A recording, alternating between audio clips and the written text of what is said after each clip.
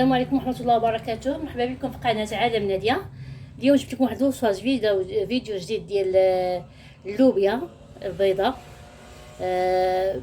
بسبيتو بالكديد. كتجي رائعه ولذيذه.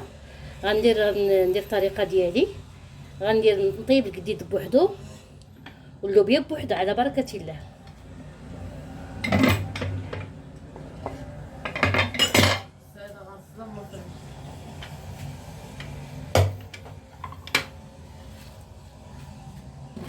انا دابا سلقت هاد اللوبيا هادي،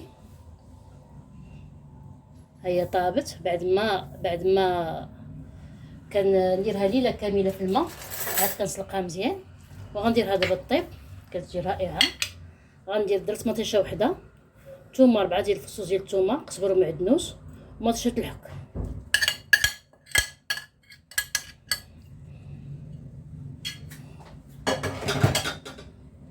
غنزيد معلقه صغيره ديال الكمون،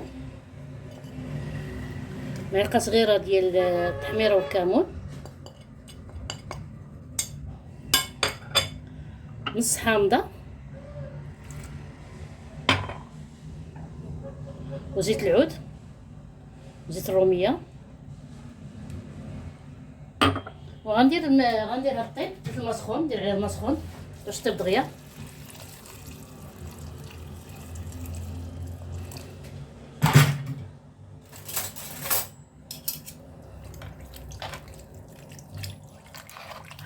وندير اللوبيا ديالنا الطيب. ما درتش فيه الملحه لان الخليع فيه الملحه. درت الملحه ودرت الحامض. تنذوق عاد نشوف، عاد ندير الملحه لا بغا خصني الملحه. غندير هذه الطيب. غنجيو للقديد. القديد هذا خويت عليه الماء سخون باش تحيد لي كاع الملحه. قطعته طريفات.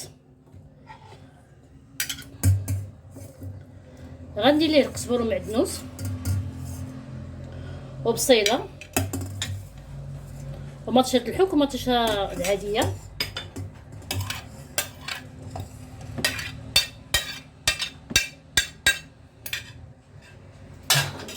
وغنخلط كلشي.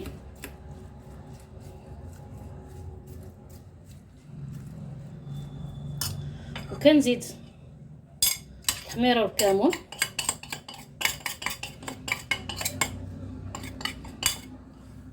وزيت العود.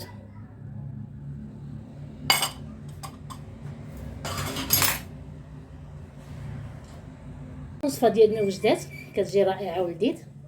هاد طاجين ديال اللوبيا طيب على حقو طريقو مع الخليع مع القديد. عفوا القديد تا هو طيب بوحدو.